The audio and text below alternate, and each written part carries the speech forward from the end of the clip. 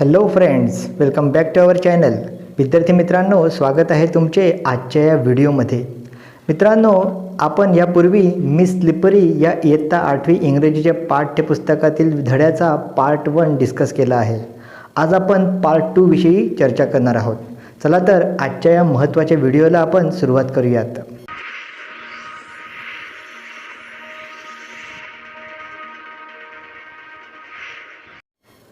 Part 2.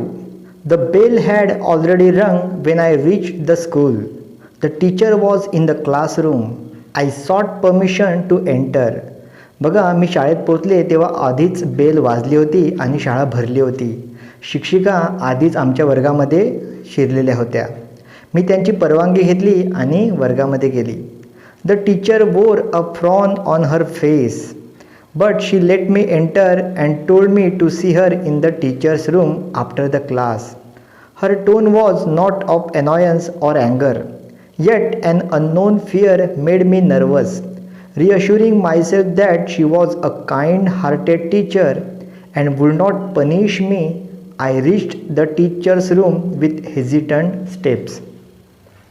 आता येथे बघा, शिक्षकांच्या चेहऱ्यावर फारसा आनंद नव्हता, परंतु त्यांनी मला वर्गात बसण्याची परमिशन दिली आणि त्यांनी मला सांगितले की ह्या तासिकेनंतर मला टीचर्स रूममध्ये येऊन भेट. त्यांच्या टोनमध्ये कुठल्याही प्रकारचा राग किंवा संताप नव्हता. Yet an unknown fear made me nervous. तरी देखील मला मात्र विचित्र अशी भीती वाटत होती. Reassuring myself that she was a kind hearted teacher and would not punish me. बघा, मी स्वतःच्या मनाची विनवणी केली, समजूत घातली की त्या दयाळू शिक्षिका असतील आणि मला कोणत्याही प्रकारची शिक्षा करणार नाही. I reach the teachers room with hesitant steps. आणि मी अडखळतच किंवा हळुवारपणेच टीचर्स रूममध्ये गेले. आता येथे आपल्याला एक मार्जिन क्वेश्चन दिलेला दिसतोय. तो आहे, what was Sayali told to do by teacher. सायलीला शिक्षिकेने काय करायला सांगितले. त्याचं उत्तर बघा, तुम्ही काय देऊ शकता. The teacher told to Sayali to meet her in the teachers room after the class. तर अशा प्रकारे अगदी सहज तुम्ही या मार्जिन क्वेश्चनचे उत्तर लिहू शकतात. त्यानंतर पुढे जाऊयात बघा.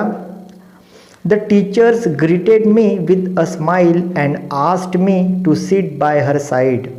हर tender tone turn my sighs into sobs. बघा, टीचरनी हसतमुखाने मला टीचर्स रूममध्ये बोलावले आणि त्यांच्या शेजारी बसवले. त्यांचा जो टेंडर, नाजूक आणि कोमल असा जो टोन होता, असं जे प्रेमळ बोलणं होतं, त्यामुळे माझ्या हुंदक्याचे रूपांतर रडण्यात झाले. She pulled her chair close to mine and patting me on the head said, what makes you cry my child.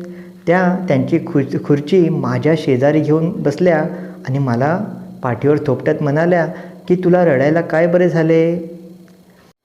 I haven't said a word to you. After a brief pause she continued, tell me what your trouble is. त्यांनी मला सांगितले की मी तर तुला एकही शब्द बोलले नाही, तरी देखील तू का बरे रडत आहेस. आणि थोडासा पॉज घेऊन त्या म्हणाल्या, tail me what your trouble is. तुला कुठला त्रास आहे का ते मला सांग. कन्फाईड इन मी. कन्फाईड म्हणजेच काय, शेअर अ सिक्रेट. बघा, त्या मला सांगत होत्या की तुला जर का तुझं काही गुपित असेल, सिक्रेट असेल, तुला काही त्रास असेल तर तू मला सांगू शकतेस. I not like a sister to you. For am I not like a sister to you. मी तुझ्या बहिणीसारखेच आहे ना. A rare thrill ran through my entire frame. Thrill म्हणजेच काय, तर ग्रेट जॉय. एक विचित्र आनंद, विचित्र सुखची अनुभूती मला संपूर्ण शरीरामध्ये झाली. For a moment I felt I should cling to her and cry and cry. क्षणभर मला वाटले की मी शिक्षिकाला मिठी मारून खूप रडत बसावं. Of course I did not do so. अर्थातच मी तसे केले नाही. But I kept gazing at her with tearful eyes. तरी देखील डोळ्यात पाणी भरलेले असताना देखील मी त्यांच्याकडे एकटक पाहत राहिले. Tenderly teacher continued, do you know the meaning of didi. It means elder sister. अतिशय मायेने त्यांनी विचारले की तुला दीदी या शब्दाचा अर्थ माहिती आहे का. दीदी म्हणजेच काय, तर मोठी बहीण. Won't you tell your sisters your troubles? Amid sobs, I said, the girls keep teasing me. She laughed. Why are you scared of them? If you cry like this, they will pester you all the more. So ignore them. त्यांचे असे प्रेमळ बोलणे ऐकून मला आणखीनच रडायला आले आणि मी म्हणाले की सर्व मुली मला चिडवितात. त्यावर त्या हसल्या आणि म्हणाल्या, तू का बरे त्यांना घाबरते? जर का तू अशीच रडत राहिलीस तर ते तुला आणखीनच चिडवतील. त्यामुळे तू त्यांच्याकडे दुर्लक्ष कर. Who is your friend? I shook my head and teacher smiled. It seemed the teacher had poured her smile into my eyes. Like to be my friend? She said. त्याने विचारले की तुझी कोणी फ्रेंड आहे का? I shook my head and teacher smiled. मी नकारार्थी माझी मान हलवली आणि शिक्षिका माझ्यावर हसल्या. It seem the teachers had poured her smiled in my eyes. कदाचित शिक्षिकेने त्यांचे हसणं जणू काही माझ्या डोळ्यामध्ये, पॉवर म्हणजे काय, डोळ्यामध्ये टाकले होते. Like to be my friend? She said. त्याने विचारले की तुला माझी फ्रेंड व्हायला आवडेल का? The bell rang. She rose with a tender pat on my back. She said, listen, you were a sister, all right? Now you are a friend too. But I like my friends to be brave. You have got to try to be brave. I will always stand by you. Rest assured, my little pal. Now rise and hop up to your class. इतक्यात bell वाजली आणि त्या पुढच्या तासिकेवर जाण्यासाठी निघाल्या. With a tender pat on my back, she said. बघा, माझ्या पाठीवर हळुवारपणे थोपटून त्या म्हणाल्या, बघा, आता तुला एक बहीण तर होतीच, परंतु आता तुझी एक मैत्रीण देखील झालेली आहे आणि मला माझी फ्रेंड कशी असली पाहिजे? शूर असलेली आवडते, धाडसी असलेली आवडते. आता तू देखील ब्रेव, शूरपणे वागायला शिक. चल बरे, आता उठ आणि अशीच आनंदाने आपल्या वर्गात जाऊन बस. Excitement made my face flush. Red hot to the ear tips. Never before had everyone lavished love on me. बघा, माझ्या संपूर्ण शरीरामध्ये एक प्रकारची एक्साइटमेंट निर्माण झाली होती. आजपर्यंत इतक्या प्रेमाने, इतक्या मायेने कोणीही माझ्याशी बोलले नव्हते, माझ्यासोबत कोणी इतक्या प्रेमाने वागले नव्हते. Thus, and here was my teachers who had spontaneously accepted me as a sister and a friend. आणि माझ्या शिक्षिकेने मला एक बहीण म्हणून आणि एक मित्र म्हणून स्वीकारले होते. I was beyond myself with joy. माझा आनंद जणू काही गगनात मावेनासा झाला होता. I wanted to chuckle, to burst into near hysterical laughter. मला खूप ओरडावंसं, किंचाळावंसं वाटत होतं. On wing feet I ran to my class. Soon I was lost in a rare reverie. आणि अशाच आनंदाच्या भरात मी वर्गामध्ये जाऊन बसले. Soon I was lost in a rare reverie. Reverie म्हणजे काय? Dreamy sleep. जणू काही मी एका स्वप्नामध्ये हरवून गेले होते. I forgot that I was sitting in a class of wild girls whose prime pastime was teasing me. मला तर विसर पडला होता की मी अशा मुलींच्या वर्गात बसले होते ज्यांचा प्राईम टाईम, ज्यांचा जास्त वेळ हा मला चिडवण्यातच जात असतो. During the break the water bottle that I was drinking from fell on me and I got fully drench. मधल्या सुट्टीमध्ये ज्या बॉटलमधून मी पाणी पिते ती अचानक माझ्या अंगावर सांडली आणि मी संपूर्ण ओलेचिंब झाले. समोरच माया आणि चंदा माझ्यावर हसत उभ्या होत्या आणि लगेच त्यांनी मला चिडवायला सुरुवात केली. Chanda tease, from the slippery hands of slippery the slippery bottles went slip slip slip. तिने मला चिडवायला सुरुवात केली की निसरडीच्या म्हणजे स्लिपरीच्या हातातून बॉटल निसटली आणि आता ती पूर्णपणे ओली चिंब झाली आहे. And now let's watch the fun, said Veena. I was squeezing the water out of my wet frock, remembering the teacher's word. I turned my back to them and ignored them completely. They were nonplussed and went away. I sensed a feeling of victory.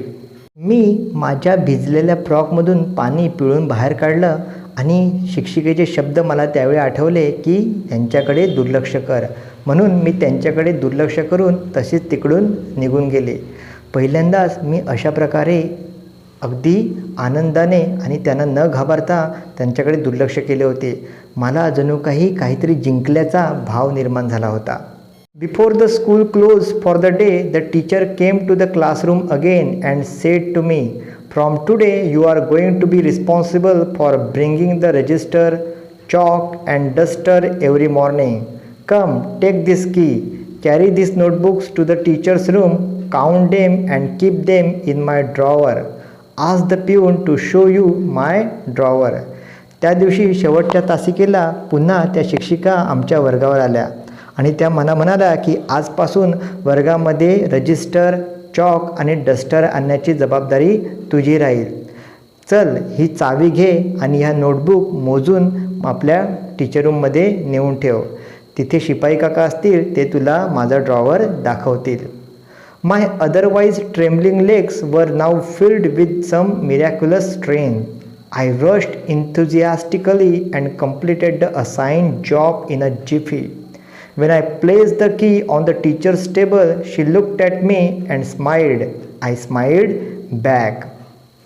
इतर वेळी माझे थरथरणारे पाय यावेळी मात्र विचित्र अशा शक्तीने जणू काही भरून गेले होते. I rushed enthusiastically and completed the assigned job in a jiffy. मी लगेचच माझ्यावर जी कामगिरी शिक्षिकेने सोपवली होती ती मी अगदी सहज पार पाडली. आणि जेव्हा मी त्यांना त्यांची की परत दिली तेव्हा त्यांच्या चेहऱ्यावर मला एक स्माईल पाहायला मिळाली आणि मी देखील तितक्याच प्रेमाने त्यांना पुन्हा स्माईल केले. I was thrilled from top to toe. I felt my little heart inflate with pride. I found no awkwardness in moving about in my still wet frock, nor was there any trace of fear while returning home. बघा, माझ्या संपूर्ण शरीरामध्ये नखशिखांत एक विचित्र आनंद, एक विचित्र शक्ती निर्माण झाली होती जणू काही. I felt my little heart inflate with pride. मला स्वतःचाच अभिमान जणू वाटू लागला होता. I found no awkwardness in moving about in my still wet frock. आणि संपूर्ण शाळेमध्ये तसाच भिजलेल्या फ्रॉकने फिरताना मला कुठल्याही प्रकारचा ऑकवर्डनेस वाटत नव्हता. Nor was there any trace of fear while returning home. आणि त्या दिवशी घरी जाताना मला कुठल्याही प्रकारची भीती वाटत नव्हती. जी भीती मला रोज शाळेतून घरी परतताना वाटायची, आज त्या भीतीचा कुठेही लवलेश नव्हता. Adopted from the story by पोपटी हिरानंदानी. तर अशा प्रकारे विद्यार्थी मित्रांनो, आपण या सेकंड पार्टचे एक्सप्लेनेशन पाहिलेले आहे. चला तर आता या लेसनवर आधारित जे वर्कशॉप आहे ते कशा प्रकारे सॉल्व करायचे ते आपण पाहूयात.